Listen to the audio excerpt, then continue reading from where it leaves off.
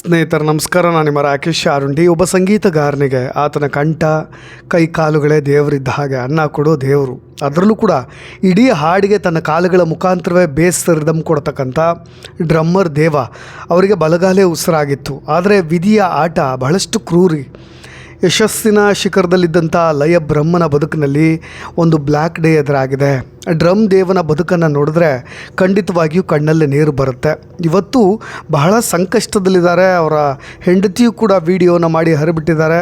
ಅದನ್ನೆಲ್ಲವನ್ನು ಕೂಡ ನೋಡಿದಾಗ ಬದುಕಿನ ಏಳು ಬೀಳುಗಳು, ಕಷ್ಟ ಸುಖಗಳು ಯಾವ ರೀತಿಯಾಗಿ ಬಂದು ಬಿಡುತ್ತೆ ಅಂತ ಆಸ್ಪತ್ರೆಯ ಬೆಡ್ ಮೇಲೆ ಮಲಗಿರ್ತಕ್ಕಂಥ ದೇವ ಅವರು ನಿಧಾನವಾಗಿ ಇವತ್ತು ಕಂಡುಬಿಡ್ತಾ ಇದ್ದಾರೆ.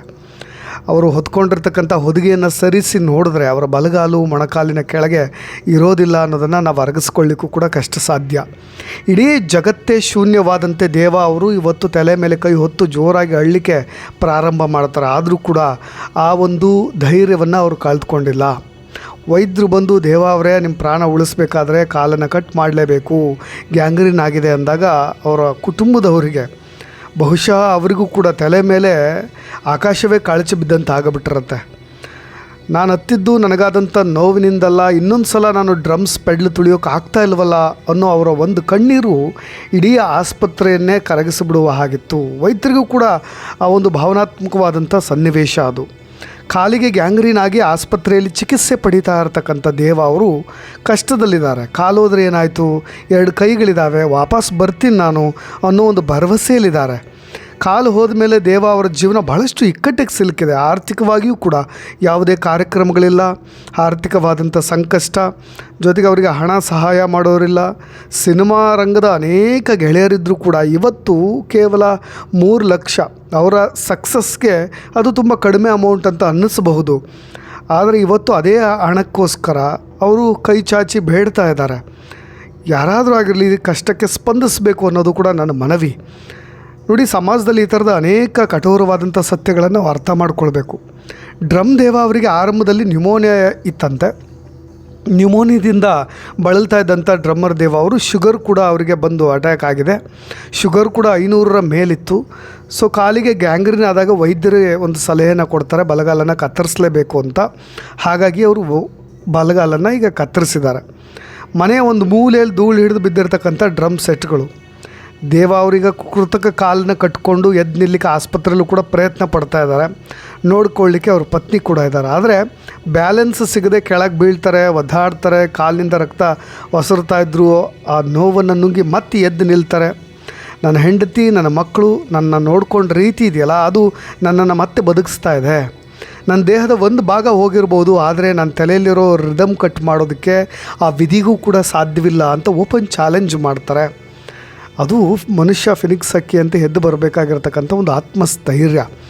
ಒಂದು ಕಾಲದಲ್ಲಿ ಇಡೀ ಚಿತ್ರರಂಗವನ್ನೇ ತನ್ನ ರಿದಮ್ ಮೂಲಕ ನಡಗಿಸಿದಂಥ ಲಯ ಬ್ರಹ್ಮ ಡ್ರಮ್ಮರ್ ದೇವ ಇವತ್ತು ಚಿಕಿತ್ಸೆಗೂ ಹಣ ಇಲ್ಲದೆ ಕಷ್ಟಪಡ್ತಾ ಇದ್ದಾರೆ.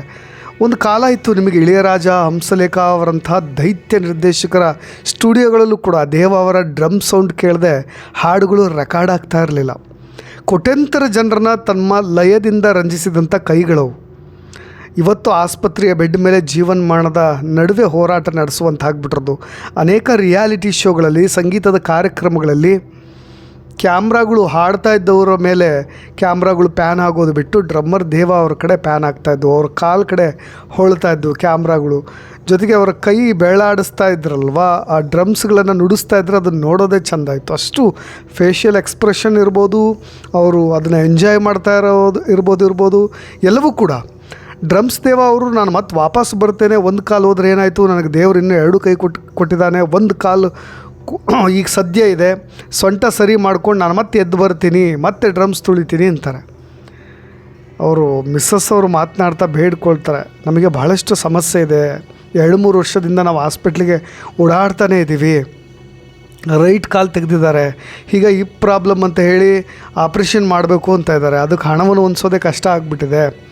ಅವ್ರ ಜೀವ ಬೆಡ್ ಮೇಲೆ ಹೋಗಬಾರ್ದು, ನಾನು ಹಾಸ್ಪಿಟ್ಲಲ್ಲಿ ಹೋಗಬಾರ್ದು, ನಾನು ಡ್ರಮ್ಸ್ನ ಪ್ಲೇ ಮಾಡ್ತಾ ನನ್ನ ಜೀವ ಹೋಗಬೇಕು ಅಂತ ಅವರು ಹೇಳ್ತಾ ಇದ್ದಾರೆ. ದಯವಿಟ್ಟು ನೀವೆಲ್ಲರೂ ಕೂಡ ಹೆಲ್ಪ್ ಮಾಡಿ, ನಮ್ಗೆ ಸಹಕಾರ ಮಾಡಬೇಕು, ತಿರುಗಿ ಅವರು ಸ್ಟೇಜ್ಗೆ ಬರಬೇಕು ಅಂದರೆ ಆ ಸರಸ್ವತಿ ಮಡಿಲಿಗೆ ಬರಬೇಕು ಅವ್ರಿಗೆ, ನೀವೆಲ್ಲರೂ ಕೂಡ ಸಹಕಾರ ಮಾಡಿ ಅಂತ ಅವ್ರ ಪತ್ನಿ ಕೇಳ್ಕೊಳ್ತಾ ಇರೋದು.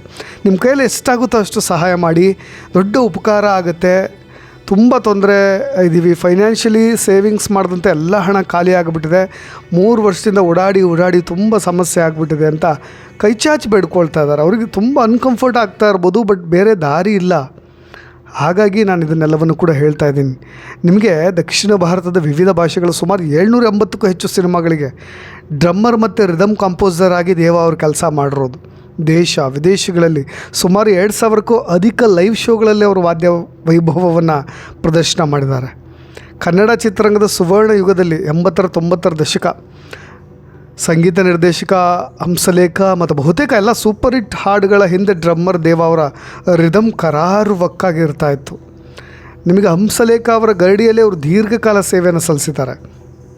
ಕೇವಲ ವಾದ್ಯ ನುಡಿಸೋದಕ್ಕೆ ಮಾತ್ರ ಅಲ್ಲ, ದೇವ ಅವರು ಕನ್ನಡ ಪ್ರಮುಖ ಚಿತ್ರಗಳಾದಂಥ ಹೃದಯಗಳ ವಿಷಯ 2009, ಪ್ರೀತಿ ನೀ ಹೇಗೇಕೆ 2010 ಮತ್ತು ಜೊತೆಯಾಗಿ ಹಿತವಾಗಿ 2010 ಮುಂತಾದ ಸಿನಿಮಾಗಳಿಗೆ ಸ್ವತಂತ್ರ ಸಂಗೀತ ನಿರ್ದೇಶಕರಾಗಿ ಕೂಡ ಅತ್ಯುತ್ತಮ ಹಾಡುಗಳನ್ನು ಕೊಟ್ಟಿದ್ದಾರೆ.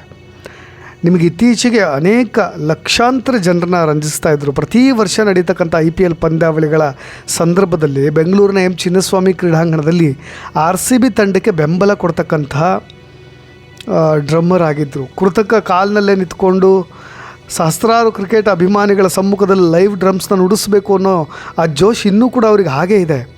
ನಾನು ಮತ್ತೆ ವಾಪಸ್ಸು ಬರ್ತೀನಿ ಅಂತಾರೆ. ಇತ್ತೀಚಿನ ತಿಂಗಳುಗಳಲ್ಲಿ ಕರ್ನಾಟಕದಾದ್ಯಂತ ನಡೀತಕ್ಕಂಥ ಪ್ರಮುಖ ಊರಿನ ಜಾತ್ರೆ ಇರ್ಬೋದು, ಸಾಂಸ್ಕೃತಿಕ ಕಾರ್ಯಕ್ರಮಗಳಿರ್ಬೋದು, ಗಾಯಕರಾದಂಥ ಹೇಮಂತ್, ಅನುರಾಧ ಭಟ್ ಮುಂತಾದ ಪ್ರಸಿದ್ಧ ಗಾಯಕರ ಟೀಮ್ ಜೊತೆ ಹೋಗಿ ಅಲ್ಲಿ ಲಯವಾದ್ಯಗಾರರಾಗಿ ವೇದಿಕೆಯನ್ನು ಹಂಚಿಕೊಳ್ತಾ ಇದ್ದರು. ಅವರ ನೋವಿನ ದಿನಗಳು, ಕಷ್ಟದ ದಿನಗಳನ್ನು ಸ್ವಲ್ಪ ನೆನಪು ಮಾಡ್ಕೊಳ್ಬಿಡ್ತೀನಿ. ತುಂಬ ಚುಟುಕಾಗಿ ಅವರ ಆರಂಭದಲ್ಲಿ ಸಂಗೀತ ಕಲೀಲಿಕ್ಕೆ ಸ್ಟುಡಿಯೋಗೆ ಸೇರಿದಾಗ ಯಾರೂ ಕೂಡ ಅವರಿಗೆ ಡ್ರಮ್ಸ್ ಮುಟ್ಲಿಕ್ಕೂ ಕೂಡ ಬಿಡ್ತಾ ಇರಲಿಲ್ಲವಂತೆ. ಕೇವಲ ಡ್ರಮ್ಸನ್ನು ಒರೆಸ್ತಕ್ಕಂಥ, ಸ್ವಚ್ಛಗೊಳಿಸ್ತಕ್ಕಂಥ ಕೂಲಿ ಆಳಾಗಿ ಕೆಲಸ ಮಾಡ್ತಾಯಿದ್ರು. ಮಧ್ಯಾಹ್ನ ಎಲ್ಲರೂ ಊಟಕ್ಕೆ ಹೋದಾಗ ಅಥವಾ ರೆಕಾರ್ಡಿಂಗ್ ಮುಗಿದು ಎಲ್ಲರೂ ಮನೆಗೆ ಹೊರಟಾಗ ದೇವ ಅವರು ರಹಸ್ಯವಾಗಿ ಡ್ರಮ್ಸ್ನ ನುಡಿಸೋದನ್ನು ಕಲಿತಾಯಿದ್ರು.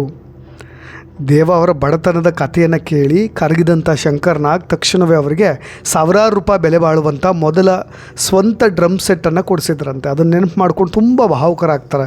ಶಂಕರ್ ನಾಗ್ ಅವ್ರನ್ನ ನೆನಪು ಮಾಡಿಕೊಂಡು ಕಣ್ಣೀರಿಡ್ತಾರೆ ದೇವ ಅವರು. ಸಿನಿಮಾ ರಂಗದ ಇತಿಹಾಸ ಪುಟಗಳನ್ನು ನಾವೇನಾದರೂ ಒಮ್ಮೆ ತಿರುವು ಹಾಕಿದ್ರೆ ನಮಗೆ ಕಾಣೋದು ಕೇವಲ ಬಣ್ಣದ ಲೋಕ ಮಾತ್ರ ಅಲ್ಲ, ಅದರ ಆ ಬಣ್ಣದ ಲೋಕದ ಹಿಂದೆ ಅದೆಷ್ಟು ಕಲಾವಿದರ ರಕ್ತ, ಬೆವರು ಮತ್ತು ಕಣ್ಣೀರಿನ ಕಥೆಗಳಿರುತ್ತೆ ಅನ್ನೋದಕ್ಕೆ ಈ ಲಯಬ್ರಹ್ಮ ಡ್ರಮ್ಮರ್ ದೇವ ಅವರೇ ಸಾಕ್ಷಿಯಾಗಿ ನಿಲ್ತಾರೆ. ಬಾಲ್ಯದಲ್ಲಿ ಥಿಯೇಟರ್ಗಳ ಮುಂದೆ ಜನರ ಚಪ್ಪಲಿ ಕಾಯೋ ಕೆಲಸ ಮಾಡ್ತಾಯಿದ್ರು. ಆರ್ಕೆಸ್ಟ್ರಾ ಸೆಟ್ಗಳಲ್ಲಿ ಕೇವಲ ಡ್ರಮ್ಸ್ಗಳನ್ನು ಹೊರಿಸಿ ಮತ್ತು ಸಾಮಗ್ರಿಗಳನ್ನು ಹೊರತಕ್ಕಂಥ ಕೂಲಿಯ ಕೆಲಸವನ್ನು ಮಾಡ್ತಾಯಿದ್ರು.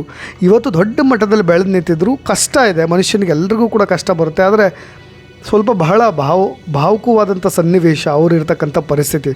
ಸಾಧ್ಯವಾದಷ್ಟು ಅವರಿಗೆ ಸಹಾಯ ಮಾಡಬಹುದು ಅಂತ ಹೇಳ್ತಾ ಇನ್ನಷ್ಟು ಅಪ್ಡೇಟ್ಸ್ಗಳೊಂದಿಗೆ ಮತ್ತೆ ಬರ್ತೀನಿ. ನಾನು ರಾಕೇಶ್ ಆರುಂಡಿ. ಧನ್ಯವಾದ.